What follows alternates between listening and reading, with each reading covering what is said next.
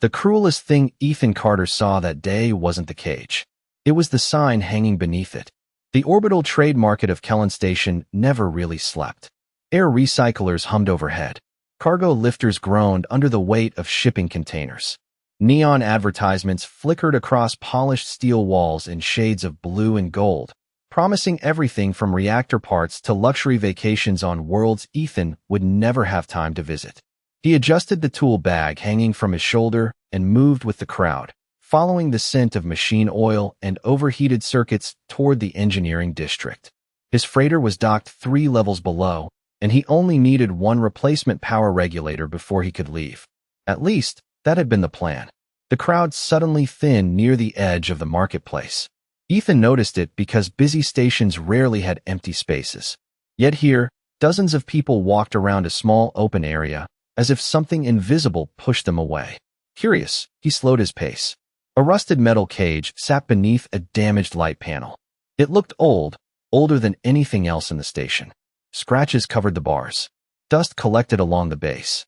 Hanging from a chain was a crooked sign written in 3 trade languages. "Take her. Nobody wants her." Ethan frowned. For a second he assumed it was some kind of joke. Then he saw the girl inside. She sat motionless against the back of the cage, her knees drawn close to her chest. Pale blue skin reflected the harsh overhead lighting. Long silver hair spilled across her shoulders like liquid moonlight. She couldn't have been much older than 24. Her violet eyes stared toward the floor without focus, as if she had spent so long looking down that she had forgotten the stars existed. People passed without slowing. Some avoided looking at her entirely. Others glanced briefly before continuing on. No one stopped. No one spoke. No one seemed surprised. Ethan felt a knot tighten in his stomach. He had visited dozens of colonies and stations over the years. He had seen poverty. He had seen prejudice. He had seen people ignored because helping them was inconvenient. But something about the sign bothered him more than he could explain. Nobody wants her. Not dangerous. Not unwanted property. Not caution. Just nobody wants her. As though her entire existence could be summarized in 4 words. A pair of merchants laughed quietly while passing nearby. An elderly traveler shook his head and kept walking. Somewhere above, a transport shuttle announced its departure through the station speakers. Life continued around the cage as though it belonged there. Ethan found himself unable to move. The girl slowly lifted her head. Their eyes met for the briefest moment. There was no anger there. No pleading. No expectation. What unsettled him most was the absence of hope. She looked at him the way people looked at a locked door they had already tried opening 1,000 times. Then she lowered her gaze again. Ethan exhaled slowly. He should have kept walking. He had repairs to finish. Schedules to meet. Freight contracts waiting. Instead, he took 1 step toward the cage. Then another. And without realizing it, Ethan Carter became the first person that day who stopped. The station noise seemed louder now that Ethan was standing still. Cargo haulers rolled across the polished floor. Vendors called out discounts from glowing storefronts. Somewhere nearby, a maintenance drone emitted a sharp electronic chirp before disappearing into a service corridor. Yet the small area around the cage remained strangely quiet. Ethan stepped closer until he stood only a few feet away from the rusted bars. The girl did not react immediately. Her gaze remained fixed on the floor, as if she had learned that looking at people only led to disappointment. Ethan glanced around. Nobody seemed interested in what he was doing. A few passers-by noticed him and quickly looked away. One merchant actually smirked before returning to a conversation with a customer. Ethan rested a hand on one of the cold metal bars. The cage was real. Old. Neglected. He could see corrosion near the hinges and layers of dust collecting in the corners. Whatever purpose it had originally served, it had been sitting here for a very long time. "Hey," he said quietly. The girl flinched. It was such a small movement that most people would have missed it. "Do you have a name?" She remained silent. Ethan waited. After several seconds, her voice finally emerged, soft and uncertain. "Why?" The single word caught him off guard. Not what. Not who are you. Why? As if the very act of asking her name required an explanation. Ethan shifted his weight. Because people usually have names. For the first time, she looked directly at him. Her violet eyes reflected the station lights like distant stars. Most people stopped asking years ago. Ethan frowned. Before he could respond, a rough voice interrupted from behind. Do not waste your time, human. Ethan turned to find a broad-shouldered vendor leaning against a nearby stall. The alien wore a stained work apron and held a steaming cup in one hand. Trust me, the vendor continued. Everyone who comes here asks questions. Nobody stays long enough to hear the answers. Ethan glanced back toward the cage. How long has she been here? The vendor laughed once. Long enough. That is not an answer. It is the only one that matters. Ethan felt irritation creeping into his voice. Why is she locked up? The vendor shrugged. People said she brought trouble. Then they said she brought bad luck. Eventually nobody cared which story was true. The girl lowered her eyes again. She showed no reaction to the words. That disturbed Ethan more than the explanation itself. She had heard them too many times. The vendor took a sip from his cup. You should leave. Buy your parts. Go back to your ship. That is what sensible people do. Ethan looked at the sign hanging beneath the cage. The crooked letters seemed even worse up close. Nobody wants her. For words that had somehow become her entire identity. He studied the girl for another moment. She looked exhausted. Not physically. Something deeper than that. The kind of exhaustion that came from being forgotten. Around them, thousands of strangers continued moving through the station without slowing down. To them, she was part of the scenery. Just another object taking up space. Ethan suddenly realized he had forgotten all about the power regulator he came to buy. The repair schedule. The cargo delivery. The deadlines waiting 3 systems away. None of it felt important at that moment. Because for the first time since entering the marketplace, the girl was looking at him again. And this time there was something different in her eyes. Not hope. Not yet. Just confusion. As though she could not understand why he was still standing there when everyone else had already walked away. The vendor stared at Ethan for several seconds before shaking his head. You humans are all the same, he muttered. Always curious until curiosity becomes expensive. Ethan folded his arms. What exactly is that supposed to mean? The vendor set his cup down on the counter beside him. Steam drifted upward into the bright station lights. It means 6 people have tried helping her. Ethan glanced toward the girl. Her expression did not change. If anything, she seemed to withdraw further into herself. What happened to them? Ethan asked. The vendor shrugged. Nothing dramatic. That is what makes people nervous. You are not making any sense. A freighter captain lost a contract. A merchant's warehouse suffered a systems failure. A transport operator went bankrupt after a navigation error. Small things. Unfortunate things. But after a while people started noticing a pattern. Ethan frowned. Coincidences. Maybe. The vendor leaned closer. Or maybe not. Around them, station life continued uninterrupted. A group of travelers rolled luggage containers across the concourse. A maintenance crew replaced a damaged lighting panel 30 feet away. Nobody seemed interested in the conversation. Yet Ethan noticed several people subtly listening while pretending not to. And because of that, Ethan said slowly, they locked her in a cage? No, the vendor pointed toward the sign. First they avoided her. Then they blamed her. The cage came later. Ethan looked at the girl again. She remained silent. Her silver hair partially hid her face. He wondered how many versions of the story she had heard over the years. How many strangers had discussed her while pretending she was not there. What is your name? Ethan asked her again. This time she answered after only a brief hesitation. Lyra. Ethan nodded. I am Ethan. The simple exchange seemed to surprise her. Not because of the words themselves. Because he had offered his own name in return. For a moment neither spoke. Then another voice joined the conversation. You should leave her where she is. An older woman stepped forward from the crowd. Her gray travel coat looked worn from years of use. A data tablet rested under one arm. And why is that? Ethan asked. The woman studied Lyra carefully before answering. Because disappointment hurts less when you stop expecting anything else. Ethan blinked. That is not an answer. It is the truth. The woman sighed softly. I have watched people stop here for years. They ask questions. They feel sorry for her. Sometimes they promise help. Her gaze drifted toward the cage.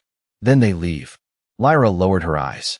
Ethan noticed her fingers tighten slightly around the fabric of her sleeve. A tiny movement, barely visible, yet it said more than any words could. The woman continued walking and disappeared into the crowd. Ethan remained where he was. The station clock above the concourse displayed the current cycle. Nearly an hour had passed since he entered the market. His ship repairs were already behind schedule. He should have been gone. Instead, he found himself kneeling beside the cage. Lyra. She slowly looked up. If someone opened this door, Ethan asked quietly, where would you go? The question seemed to catch her completely off guard. Her lips parted slightly. No answer came. Seconds passed. Then more. Finally, she whispered something so softly that Ethan almost missed it. I do not know. The words hung between them. Not because they were dramatic. Because they were honest. Ethan felt something twist painfully in his chest. Somewhere along the way, Lyra had stopped imagining a future beyond these bars. And that realization disturbed him far more than any story about bad luck ever could. The station clock rolled forward another 10 minutes. Then another. Ethan remained crouched beside the cage while travelers flowed around them like water around a stone. The overhead lights shifted into their evening cycle, becoming slightly warmer as thousands of tiny LEDs adjusted across the vast marketplace ceiling. Somewhere in the distance, a docking announcement echoed through the station. His freighter's departure window was getting closer. He ignored it. Lyra sat quietly behind the bars, staring at the floor once more. Ethan noticed something he had missed earlier. Beside her rested a small metal bowl. It contained a few dried food pellets and half a cup of water. Neither appeared touched. When was the last time you ate? He asked. Lyra hesitated. I do not remember. Ethan frowned. You do not remember? She gave a faint shrug. The days all feel the same here. That answer bothered him more than he expected. He stood and looked around the marketplace. A food vendor operated only 30 feet away. Steam rose from heated containers. The smell of fresh bread and vegetable soup drifted through the air recyclers. Without saying another word, Ethan walked away. Lyra watched him leave. Her expression did not change. Why would it? Everyone left eventually. 2 minutes later, he returned carrying a paper tray and a sealed bottle of water. He set both down carefully beside the cage door. Lyra stared at the food, then at him, then back at the food. It is for you, Ethan said. She blinked. Why? There was that word again. Why? Not thank you. Not what is this? Just why? As though kindness itself required investigation. Ethan rubbed the back of his neck. Because you looked hungry. Lyra stared at the tray for several long seconds. Finally, she whispered, people usually do not buy things for me. Ethan forced a small smile.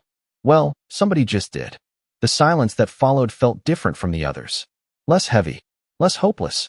Slowly, carefully, Lyra reached forward and picked up a piece of bread. Her movements were cautious, almost uncertain. Ethan had the strange impression that she was afraid the food might disappear if she moved too quickly. She took a small bite, then another. Ethan pretended not to watch. Across the concourse, the vendor from earlier noticed the exchange and shook his head. A younger merchant standing nearby laughed quietly. Neither approached. Neither offered help. They simply observed. After several minutes, Lyra placed the bread down again. Thank you, she said softly.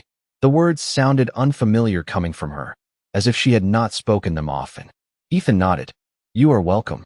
A faint chime suddenly sounded from his wrist communicator. He glanced down. 3 missed alerts from his ship. Another message appeared immediately beneath them. Departure window, 1 hour. Ethan exhaled slowly. Reality was catching up with him. Repairs still needed to be completed. Contracts still needed to be honored. His practical side reminded him that none of this was his responsibility. Yet when he looked back at Lyra, he saw her carefully saving half the bread instead of eating all of it. You can finish it, Ethan said. She looked confused. For later, she explained. Ethan swallowed hard. People only saved food when they were not sure another meal would come. And in that moment, standing beneath thousands of artificial stars on a station full of strangers, Ethan began to realize something unsettling. The cage was not the worst thing that had happened to Lyra. The worst thing was that she had learned to expect nothing at all. The marketplace should have felt ordinary. Instead, a strange tension settled over the concourse as the station entered its evening cycle. The crowds grew thinner. Storefront lights reflected across the polished floor. Cleaning drones emerged from maintenance hatches and began their silent routes between closing vendors. Ethan checked the time again. 52 minutes until departure. He should have been halfway back to docking ring 7 by now. Instead, he found himself standing beside a rusted cage talking to a girl everyone else had forgotten. Lyra finished the last of the water and carefully placed the empty bottle beside her. She still had not touched the remaining bread. Ethan noticed it immediately. You are saving that too? Lyra nodded. Habit. The word landed heavily between them. Ethan looked away for a moment. Habits were built through repetition. Whatever life she had lived before this place, it had taught her not to trust tomorrow. A sudden burst of laughter echoed from a nearby vendor. Stall. Ethan turned as 3 cargo pilots approached. Their uniforms carried the markings of a regional freight company. One of them spotted Ethan standing near the cage and immediately shook his head. Do not tell me you are still here. Ethan raised an eyebrow. Is that unusual? Very. The pilot glanced toward Lyra before lowering his voice. Most people leave after 10 minutes. Why? Because they hear the stories. Ethan crossed his arms. And you believe them? The pilot hesitated. I believe what I have seen. Which is enough. That was all he would say. The 3 men continued down the concourse and disappeared into the crowd. Ethan watched them go. Every answer he received only created more questions. Nobody could explain exactly what Lyra had done. Nobody could point to a specific crime. Nobody could even agree on the details. Yet everyone seemed completely certain she should remain where she was. The contradiction bothered him. Lyra. She looked up. How long have you been here? Her expression tightened slightly. I do not know. Months. She gave a small shake of her head. Longer. Years. This time she remained silent. Ethan felt his stomach sink. The silence was answer enough. Several years. Several years of people passing by. Several years of hearing strangers discuss her as though she were not standing 3 feet away. Several years beneath a sign that reduced her entire existence to 4 words. Ethan looked at the locking mechanism attached to the cage door. It was old. Mechanical. The kind of hardware rarely used on modern stations. His engineering instincts automatically began studying it. Were patterns, corrosion, stress points. Nothing complicated. Nothing sophisticated. Lyra noticed where he was looking. Her shoulders stiffened. Do not. Ethan glanced at her. Do not what? Do not feel sorry for me. Her voice remained calm, but there was something fragile underneath it. People do that sometimes. And then, Lyra lowered her eyes. Then they leave. Ethan opened his mouth to respond, but stopped. Because she was right. Sympathy cost nothing. Commitment cost everything. The station speakers announced another departure sequence. Somewhere overhead, docking traffic moved. Freight schedules continued. The galaxy carried on exactly as it always had.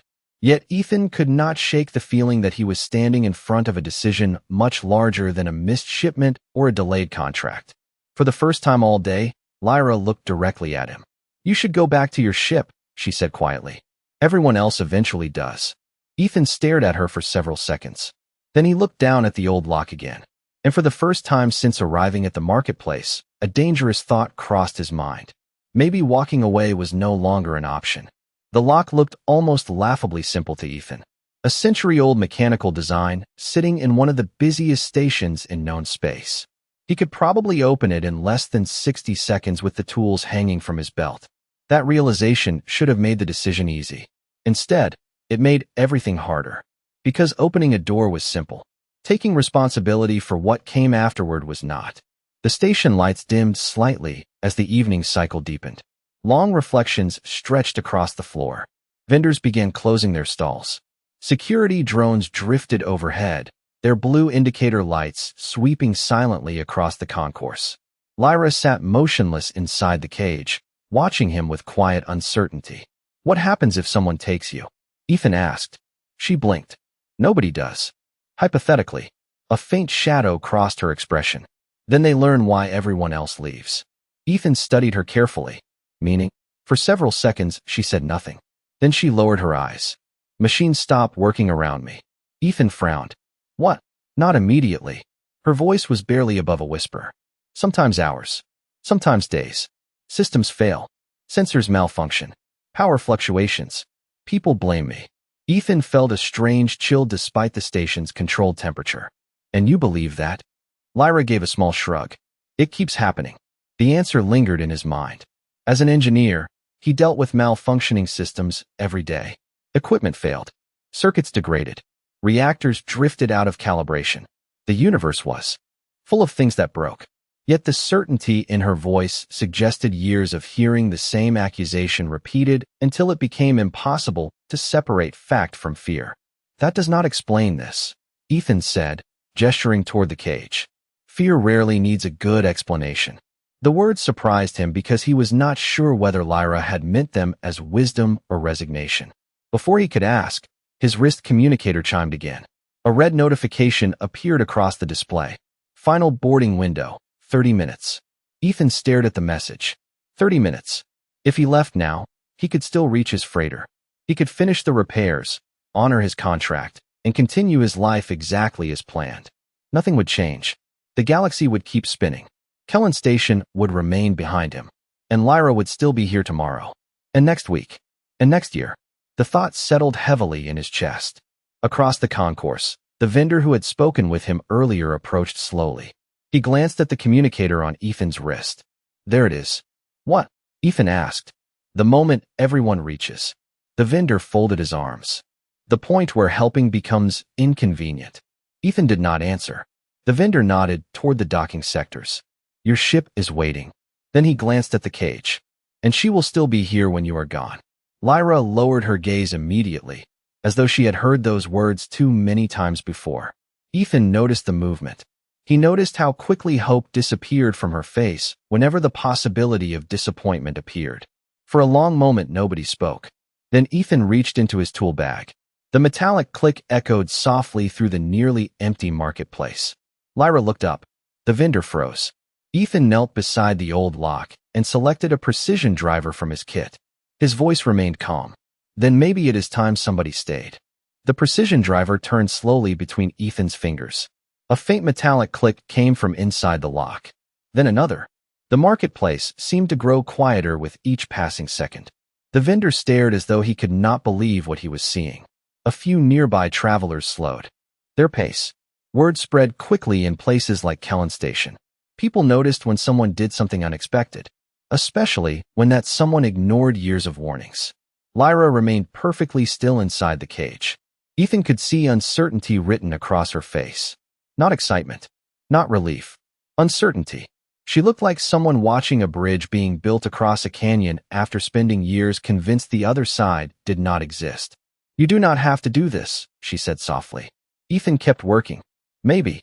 Another click echoed from the mechanism. But I am going to. Why? There was that question again. The question she always asked. The question nobody had ever answered in a way she could understand.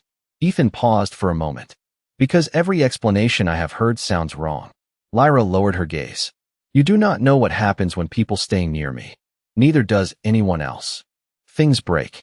Things break around me all the time, Ethan replied. I fix cargo reactors for a living. For the first time, something that almost resembled a smile flickered across her face. It vanished quickly, but Ethan saw it. So did the vendor.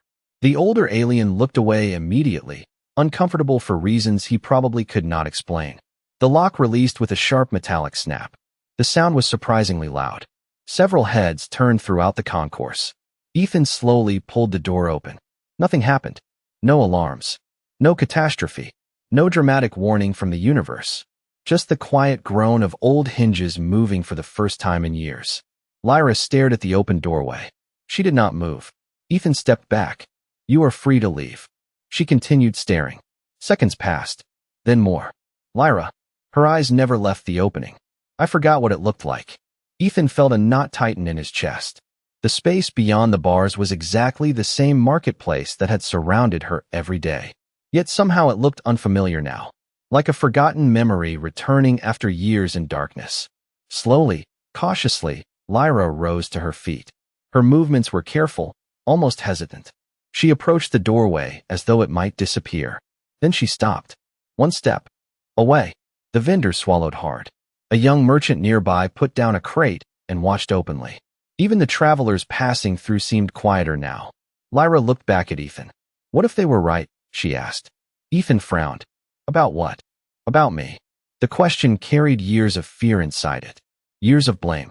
Years of hearing the same stories repeated until they became impossible to ignore. Ethan met her gaze. Then we will figure it out. Lyra stared at him for a long moment. Then she took a single step forward. One step. Barely 12 inches. Yet it carried her farther than she had traveled in years. The marketplace remained silent. No machines failed. No lights flickered. No disaster appeared. There was only a young woman standing outside a cage for the first time in a very long while. And for reasons Ethan could not fully explain, that simple moment felt bigger than anything else he had done all year. For several seconds, nobody moved. Lyra stood outside the cage while the station continued breathing around her. Air recyclers hummed overhead. Cargo lifts traveled along distant rails. The soft glow of storefront signs reflected across the polished floor beneath her feet. Ordinary sounds. Ordinary sights. Yet to Lyra, they seemed entirely new. She slowly looked around the concourse. Not through bars. Not from a corner. For the first time in years, she was standing among everyone else. Ethan noticed the way her eyes followed simple things most people ignored. A child carrying a shopping bag. A maintenance drone gliding past. A couple discussing travel schedules near a ticket terminal. Small moments. Everyday moments. The kind of moments people only appreciate after they have been taken away. What happens now? Lyra asked quietly. Ethan opened his mouth, then stopped. It was a fair question. He had focused so much on opening the door that he had not fully considered what came next. Before he could answer, a sharp electronic tone echoed across the marketplace. Several information screens flickered simultaneously. Travelers paused and glanced upward. Ethan recognized the sound immediately. System warning. A second alert followed. Then a third. Bright yellow notifications appeared across public displays. Local power instability detected. Stand by for further instructions. A murmur spread through the concourse. Vendors checked their terminals. Transport operators tapped impatiently at control panels. Overhead lights dimmed briefly before returning to normal. Ethan felt the atmosphere shift. The timing could not have been worse. He glanced toward Lyra. The color had drained from her face. "No," she whispered. "Lyra." She took a step backward. "It always starts like this." Another warning tone sounded. Nearby displays flickered again. A cargo lift froze halfway through its route before restarting. Nothing catastrophic. Nothing dangerous. Just enough to make people notice. And people did notice. Ethan saw it happen. One traveler looked toward the recently opened cage. Then another. Then another. Whispers began moving through the crowd. The vendor who had spoken with Ethan earlier closed his eyes and sighed heavily. Not because he was angry. Because he had expected this. Lyra wrapped her arms around herself. "I told you." Ethan looked from the warning screens back to her. "We do not know this has anything to do with you." "It always does." The certainty in her voice sounded practiced, rehearsed, as though she had repeated those words hundreds of times. Around them, station personnel began investigating the fluctuations. Technicians hurried between access panels carrying diagnostic equipment. Public announcements reassured travelers that the issue appeared minor. Yet the whispers continued growing. Ethan watched faces turning toward Lyra. Some curious, some nervous, some already convinced. It was happening again. The same cycle. The same assumptions. The same fear. Lyra lowered her head. "You should leave now," she said softly. "Before it gets worse." Ethan stared at her for a long moment. Then he looked at the warning messages flashing across the station. Something about the situation bothered him. Not the malfunctions themselves. The pattern. The timing. The explanations everyone accepted without question. His engineering instincts were suddenly awake. Alert. Searching. Because while everyone else seemed ready to blame Lyra, Ethan had spent his entire career chasing problems back to their actual source. And for the first time that evening, he found himself wondering whether the real mystery was not Lyra at all. The warning messages continued flashing across the station, but Ethan was no longer watching the screens. He was watching the technicians. Years spent repairing freighters had taught him a simple truth. Machines always left clues. Fear did not. He followed the nearest maintenance crew as they opened an access panel beneath a transit terminal. Diagnostic readings scrolled across a portable scanner. One technician frowned. Another pointed toward a cluster of overloaded power relays hidden behind the wall. Ethan moved closer. "How long has that system been running above capacity?" The technician glanced at him. "Months, maybe longer. We have been chasing intermittent failures for years." Ethan looked back toward Lyra. She stood exactly where she had been moments earlier, surrounded by whispers that had nothing to do with her and everything to do with habit. Suddenly the pieces began fitting together. Years of random outages. Years of aging infrastructure. Years of people looking for an easy explanation. And one lonely girl standing nearby, whenever something eventually broke. The technician's scanner emitted a sharp tone. Found it, he announced. Primary distribution fault. This section has been degrading for a long time. Around the concourse, several displays immediately stabilized as rerouting protocols activated. The warning messages disappeared one by one. Lights returned to normal. Cargo systems resumed operation. The whispers stopped almost as quickly as they had started. An uncomfortable silence replaced them. Ethan slowly walked back toward Lyra. The vendor was standing nearby, staring at the maintenance reports appearing on public displays. His expression looked older somehow. More tired. All these years, he said quietly. Nobody answered. Because nobody knew what to say. The explanation was ordinary. Corroded relays. Aging hardware. Deferred maintenance. The kind of problem engineers solved every day. Yet an ordinary explanation carried an extraordinary consequence. It meant the stories were wrong. It meant the assumptions were wrong. It meant an entire station had spent years blaming someone because it was easier than questioning itself. Lyra stood motionless. It was not me, she asked softly. The words barely carried above a whisper. Ethan felt his chest tighten. Not because of the question itself. Because she sounded genuinely uncertain. As though part of her still expected the universe to find another reason to blame her. Ethan shook his head. No, Lyra blinked several times. Then looked around the marketplace. Around the people. Around the cage. The old rusted cage still sat beneath the damaged light panel, but now it looked smaller than before. Less powerful. Less important. Just a collection of metal bars held together by fear and neglect. The vendor slowly approached. Lyra. She turned toward him. I should have asked questions years ago. He lowered his head. I am sorry. One by one, others followed. No speeches. No grand declarations.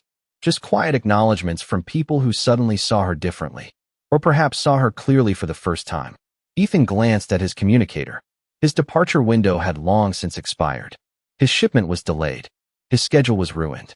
He found that he did not particularly care. Beside him, Lyra stared through the station's enormous observation window. Beyond the glass, stars stretched across the darkness like scattered diamonds. What happens now? She asked. Ethan smiled. Now you decide where you want to go. Lyra watched the stars for a long moment. Then, for the first time since he had met her, she smiled without hesitation. And in a galaxy that had spent years telling her nobody wanted her, one simple truth finally remained. Someone had stopped walking.